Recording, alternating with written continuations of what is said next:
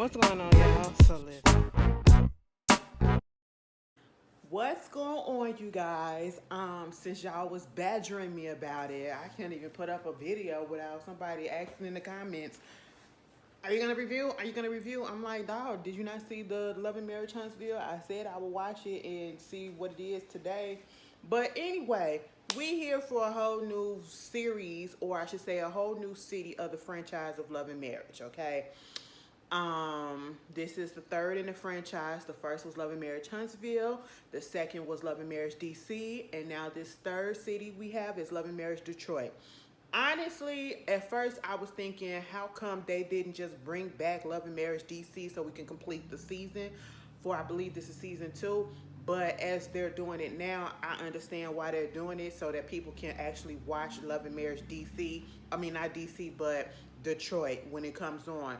So they're gonna put it on at the tail end after, Love and Marriage Huntsville goes off, and then they're gonna put it in. So thinking that people that are watching Love and Marriage Huntsville will go ahead and watch Love and Marriage Detroit, won't change the channel or nothing like that. But see, listen, yesterday the Keisha Cole movie was on. I'm laughing because I literally set up in a review that I was going to bed after I did Love and Marriage Huntsville and put that video up, and I had all of the intentions, right?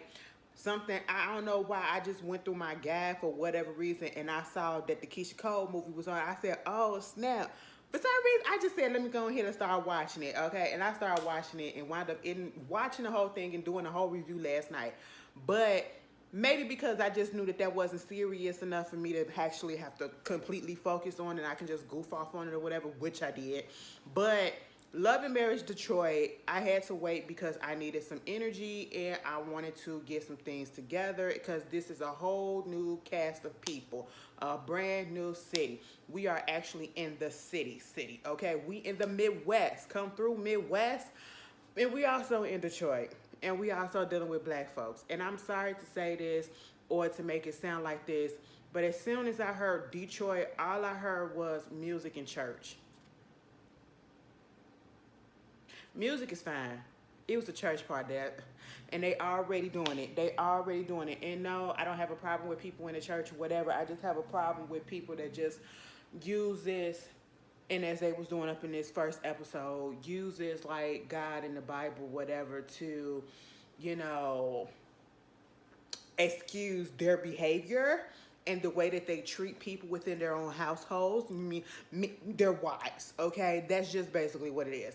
So we got Love and Marriage Detroit, right? I watched the episode because obviously that's why I'm here for you guys.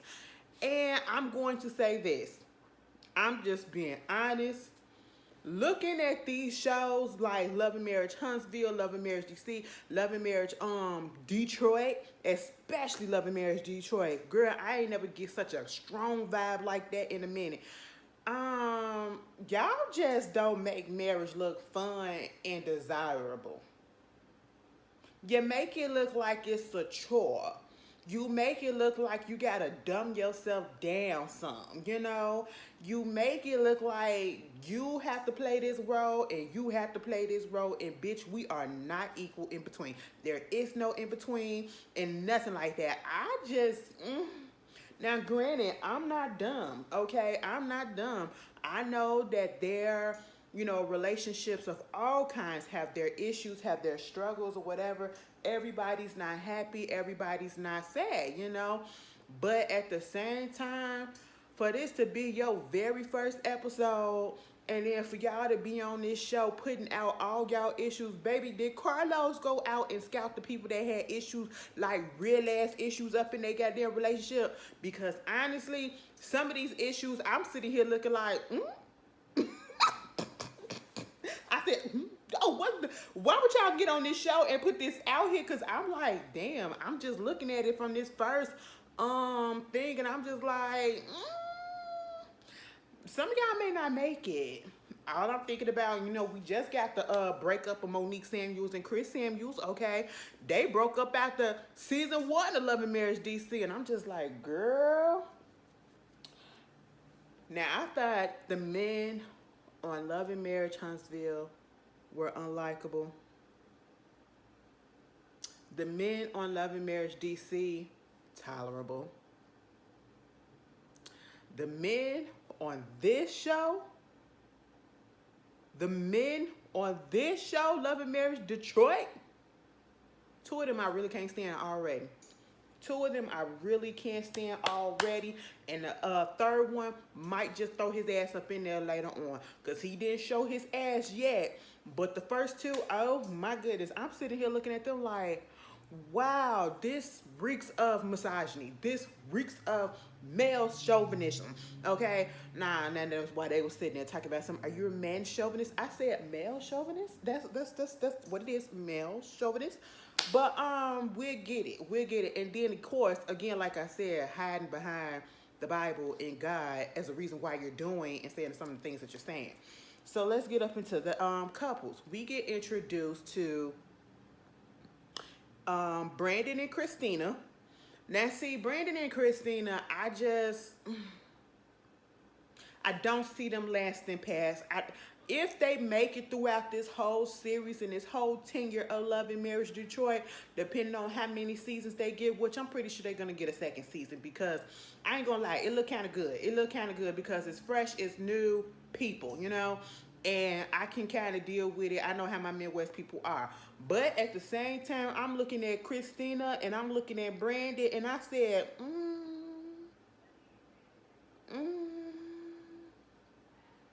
I don't know, baby. Them the one that I got in my cards. I don't like to say people gonna break up. I don't want to see the dissolution of a relationship, especially when there are kids involved. And they got two little daughters.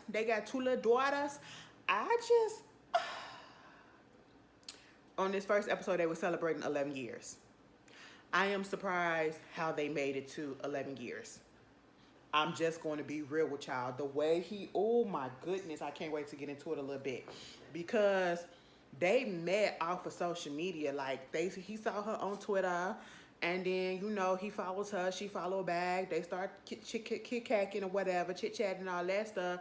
Next thing you know, they get married 6 months later. I said, you know, sometimes people get married real quick and the relationships last or whatever.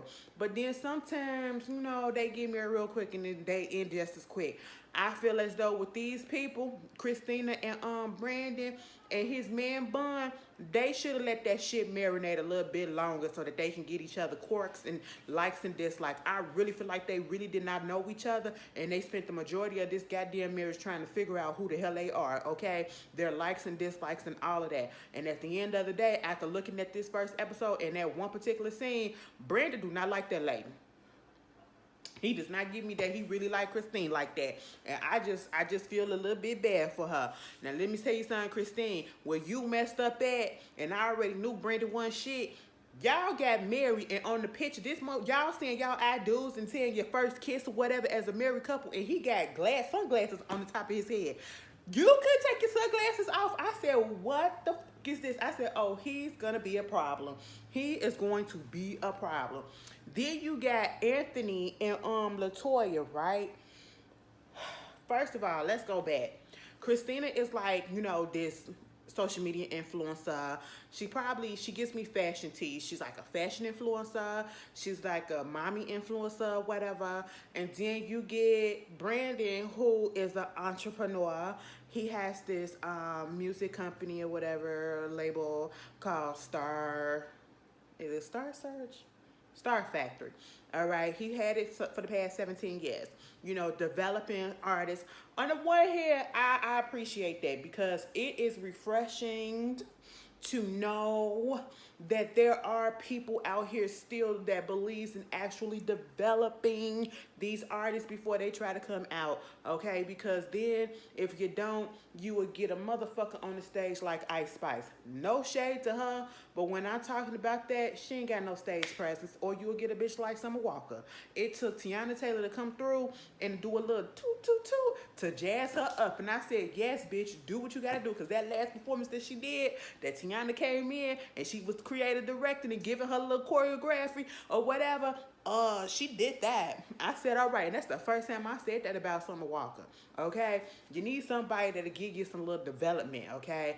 Instead of just getting on the stage and doing the same, I just don't see it. I don't see it for certain people. So I appreciate that in that aspect.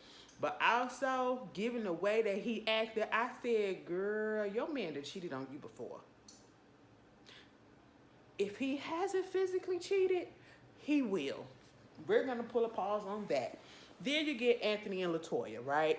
Latoya is also like a little influencer, mommy influencer, whatever. You got, and they got like 3 kids. I think it's 2 boys and a little girl. Anthony, he said, you know,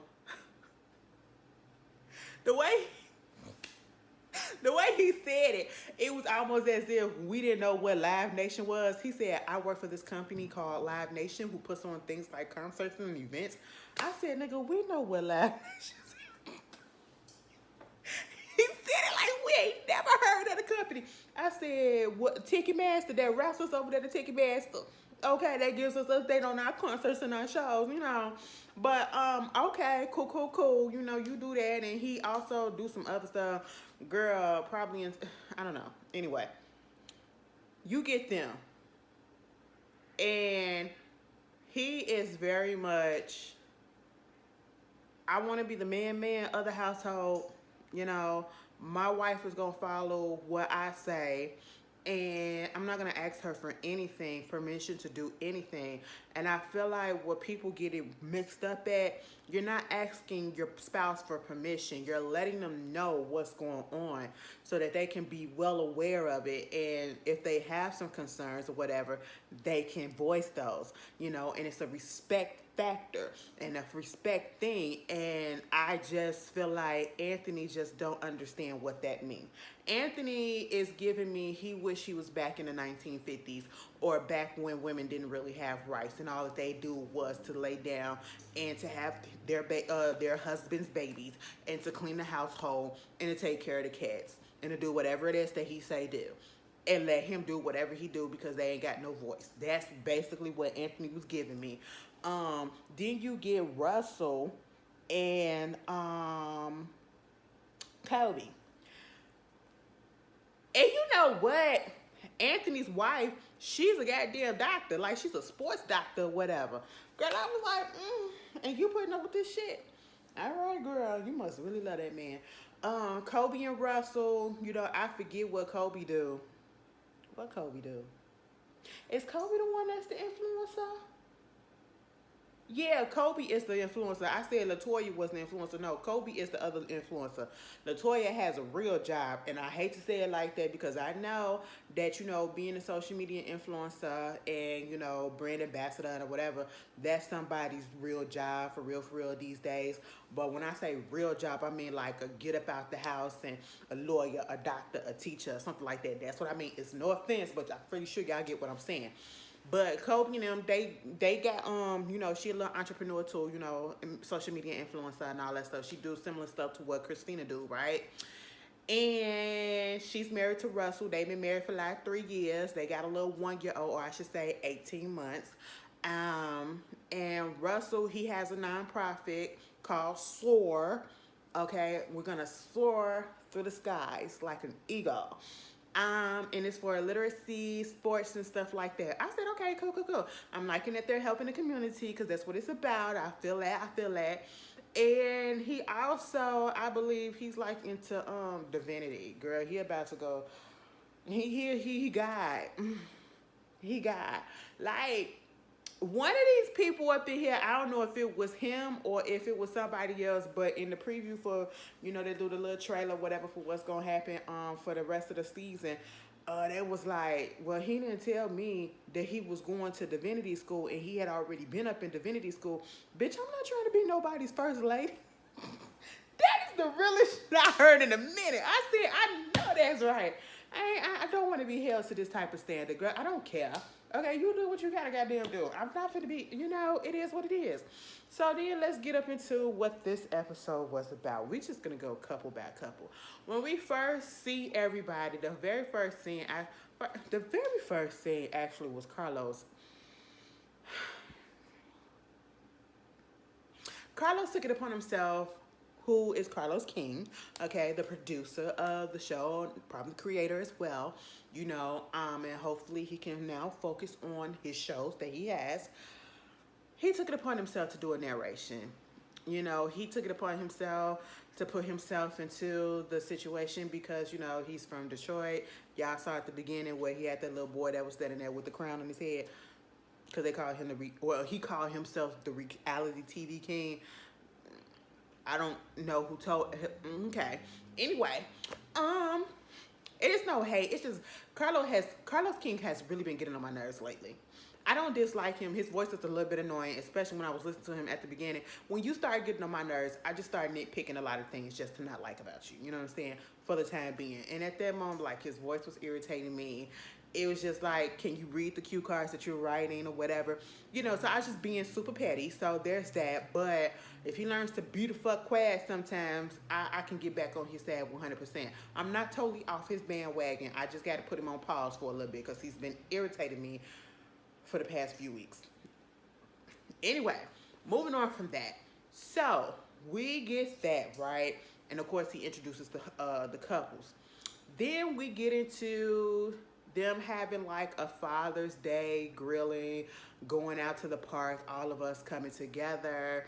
And what I gathered from this whole situation was, this is where I first realized that Anthony is just all right? They're sitting down there having this little conversation or whatever, and then somebody said, "Oh, so you ain't gonna get him a plate?" To talk, I think Christina to talking about to Brandon. You ain't gonna get him a plate. You ain't gonna get him a plate. I said he could get his own plate, but it is Father's Day, so I can understand. I give an exception, but still. It's Father's Day or whatever. You go ahead and get that man a plate a little bit. I could give you a little exception to that. And next thing you know, Anthony started talking about how we gonna have a man's trip, okay? We gonna go on a man's trip, and we going to, I don't know if he said Atlanta or if he said Vegas. Probably said Vegas in this time because he said Atlanta later on because he had to go there for work. But he basically said he ain't got to get permission. You know what I'm saying? He told his wife that, and Latoya was just sitting there like, girl, I guess. It's like, you don't want to talk back to that man? I would have been like, bitch, what? I wouldn't call him no bitch. I would have been like, excuse me? You didn't run this by me, okay? And then he has a habit, as we have seen already in this episode, he has a habit of doing that, like just, doing things and feeling as though he don't have to speak to his wife about it. And then the way that he portrays that and put it on his other friends, Brandon, because him and Brandon been friends for like 20 plus years, right?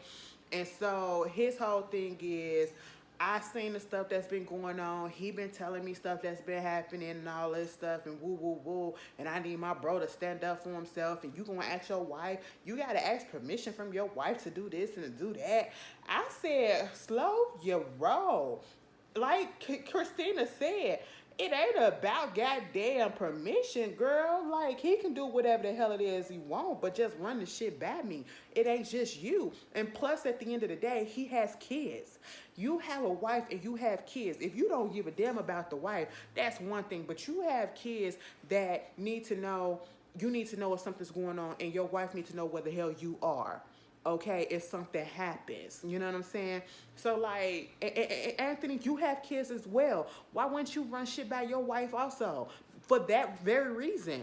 I'm just sitting here like, it's just really disgusting to me, or it's irritating to me the way that he acts and all that. Russell was just sitting there. Okay, he was like, this ain't none of my conversation right about now. Moving on from that, I was with Christine, this whole man's trip and all this stuff, it don't sound right. Because he was like, just like y'all girls, y'all had y'all girls trip. Yeah, they have girl trips and stuff, so that they can just chill out and get a break from the men's, okay, from their husbands, or just to reunite and all that stuff and they have fun. Ain't nothing wrong with men going on trips with the bros or whatever. Like, he even got in his feelings when Latoya was like, oh, you got a little bromance or whatever with Brandon, that's your bro man. And he was like, don't you ever say that. I mean, I ain't finna sit here and say no bro man. Like, you felt some type of way because you said bro. She said bromance. I said, the fragile masculinity of it all. It don't mean nothing. It just means that that man is your best friend, okay? That's all that it is, all right? You up his ass like you up your wife's ass. That's the same thing. And it is totally fine, all right? And the way that you was speaking for him, you probably you was acting like you was married for him and you were the third wheel up in that relationship. I was just really about that. And see, this just showed me you can't tell every. I don't want to have friend. I want you could be my friend. But baby, when I get into a relationship, I am not going to tell you every single thing about what's going on in my relationship so you can form these negative opinions of my spouse or my partner or whoever, and then I'm still sitting there and listening to you say these things and not saying nothing because I'm backing you up. No, I don't want that type of stuff. I don't want that. I just felt really weird about that.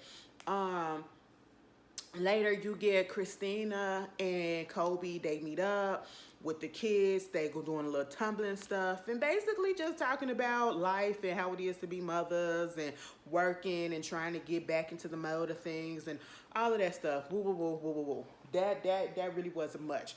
Meanwhile, we get this scene also with Anthony. He was out there with his son, and they was doing a little sports or whatever. I did have a problem with that. You know, I feel him too. Like, get the kids active, okay? Get the kids active, you know? But he winds up having a conversation with his wife, talking about how he's about to go back down there to Atlanta, and she felt some type of way about that.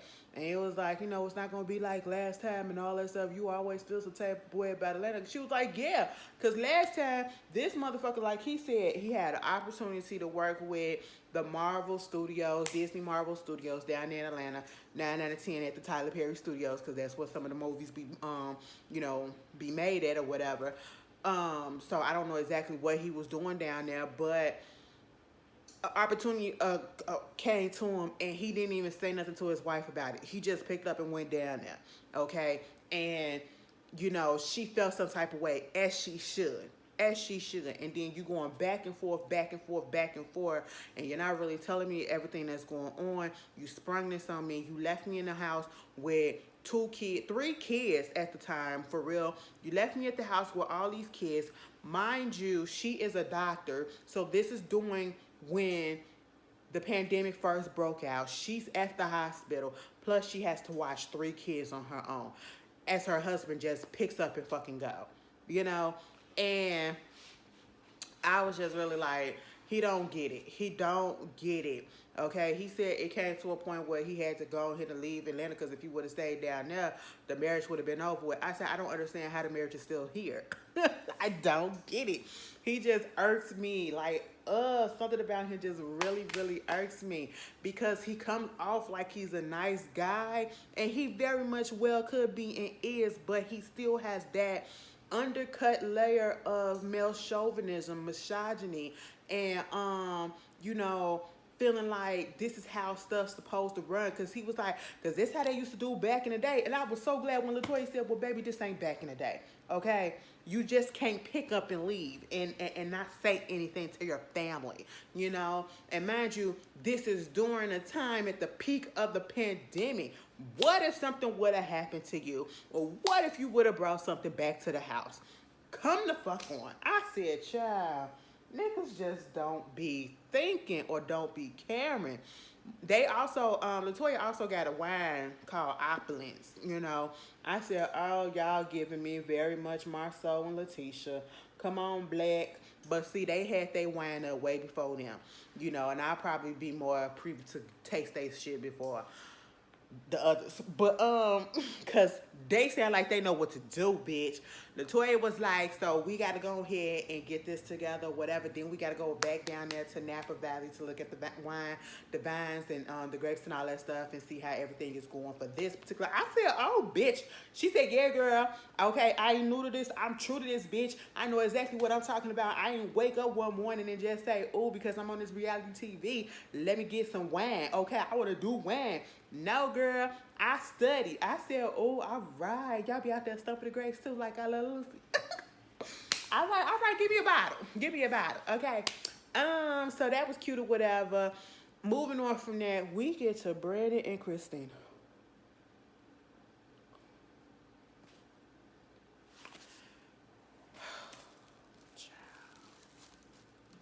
When I tell you, I wanted to jump through that screen and knock that motherfucker out. When I tell you, I sat here and I looked at this and I said, because mind you, I watched it at work and then I came home and watched it again.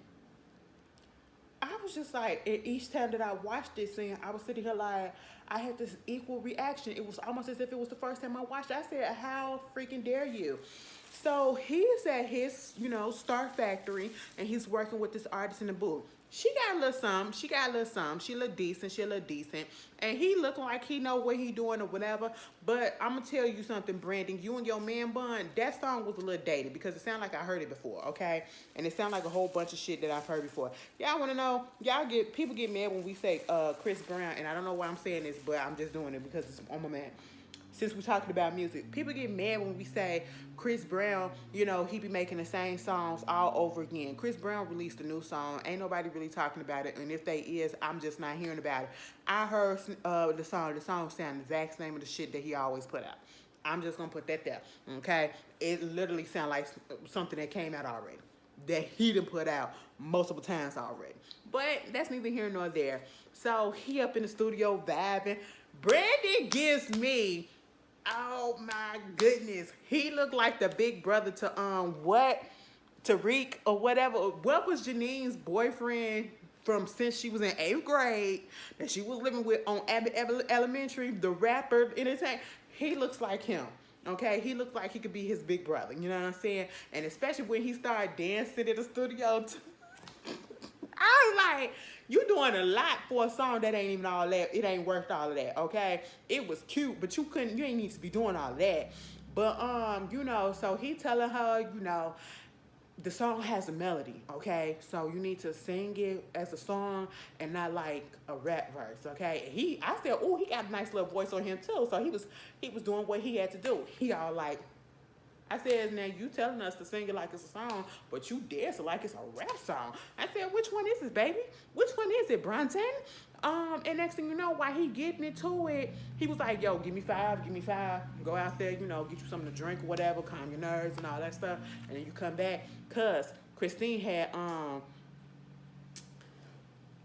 somebody just said Lotto is 36 years old, and I don't care what nobody says.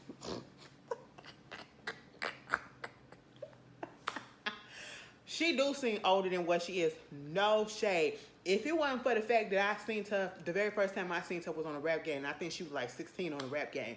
She was like the oldest one on that cast or whatever. She do seem a little bit older. But hey, that's neither here nor there.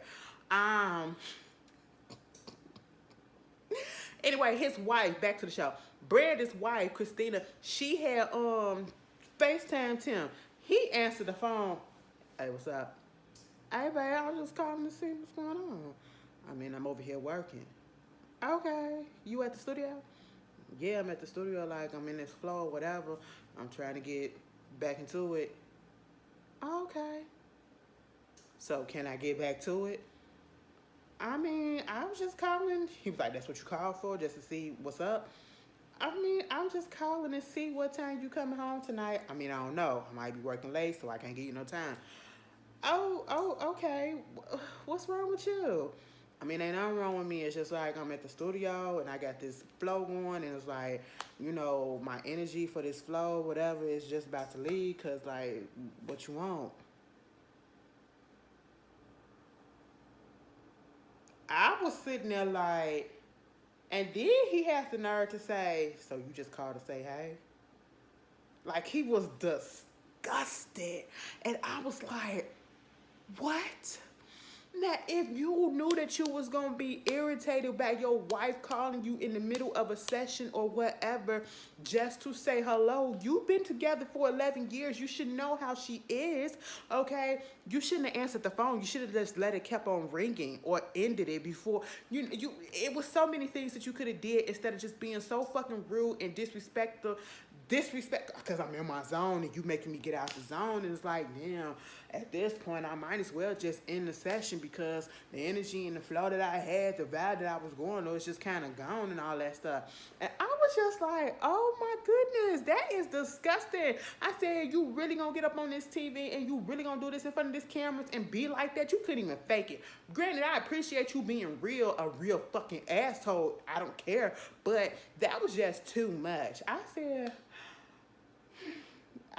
who shitted in your cornflakes this morning? Did she not? Y'all saw Summer House when Silas got pissed off at Jasmine for burning his toast, or the toast, no, the cheese or whatever, something. It was a little bit darker than it used to. That's what he was giving. Like, who the fuck? Like, he was mad that she burnt his toast this morning. That's what it was. I was just like, oh my goodness. And then in the confessional, she's like, you get mad because I'm asking you when you coming home. And it was like, well, a man's supposed to work. A man 9 out of 10 is going to work 40 to 60 hours, be out the house 40 to 60 hours a week. That's what happened, okay? Well, you got to be in the house for me to go ahead and give you all the love and support that you need. Because he was like, if I felt supported, if I felt loved. She said, nigga, you don't never be in the house for me to give you that. I said, oh my God, why are y'all doing this? Very first episode, baby, let me tell you something. I'm going to be honest. This the shit that Love and Marriage DC, that first episode and their very first season was missing, okay? Because I did not get this feel when I was looking at them. I said, girl, we starting off like this mess already? Miss Christina, divorce him. Mr. Man Bun gotta go. His disrespectful ass. Okay, I see that is disgusting, sir. You were truly disgusted that your wife called just to check up and to say what's up. And then we get to the crux of things, okay? Because later at the end of the episode, the last scenes or whatever, it goes from that to them celebrating their 11-year birthday, anniversary, right? And so you got all the people there. They come together, surprise her. It's at like this lavender farm because she loves lavender, and I was surprised that he remembered, because she was like, baby, you remember? I was like, yeah. All right. We'll see how long. Nigga, you gonna have to chop that shit off, okay? Like, either let it all you too old, okay? You just giving me, like, you really want to feel like you still up in your 20s with this man bun and it's her. And I need you to either let it flow down or to chop it off, okay? Because it's not giving. It's giving very much, I'm an asshole. That is what your man bun is telling us, okay? And you're very much playing into that.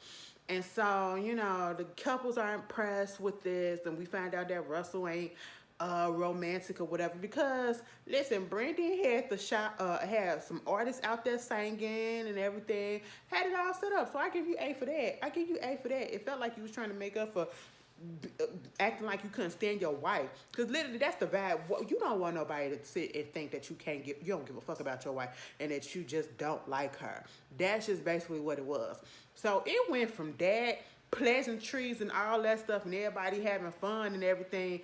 And you know, she was like, I thought I was gonna get some salmon. He was like, no, baby, you getting steak and potatoes. You're gonna eat what I eat. I said, They was like, and I was sitting here like, all right. Meanwhile, they get into talking about this whole situation of the man trip and this man's club or this man thing that, you know, Anthony wants to put together. And the way that he made it sound again was, it's just for men to bitch about how women ain't shit, okay? And how to give them more encouragement to just rule over their women. No matter how he tried to disguise it and put it as if it's, you know, we trying to do the future for these young men and tell them how to do this and tell them how to do this and operate in the world and have success and da-da-da-da.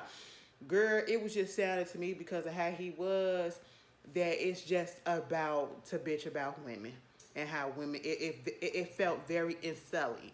Like he's an incel. Like before he got with his wife, he was an incel. That's basically what I said. Anthony, do you even really like women? Okay, like respect women. Because it just don't really give that, you know, you're giving off vibes that you You kind of don't. You know, you maybe have this much respect, but you kind of don't.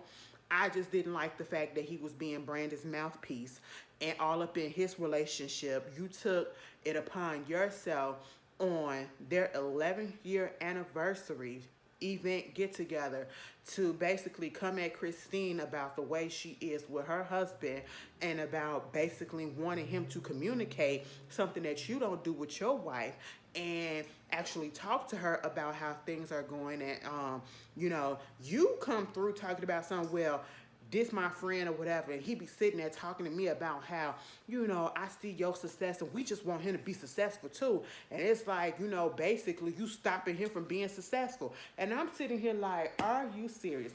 Now they want to flip the shit, because usually it be like the women be wanting to follow their dreams, but they have to put their dreams to the side because they got to play second fiddle to their goddamn man because they want to put their mans up and have to support their man's dream. But now it's, oh, because, you know, you in this relationship, you know, you supposed to support your man's dreams and support what he needs to do or whatever. And I just don't feel like you doing that, sis. I said, don't call me no sis like you on my side. You just literally called me out and basically told me that I'm not being that good of a supportive wife. And now you want to end it with a sis to make it seem like, you know, I still here for you. I still care for you, sis.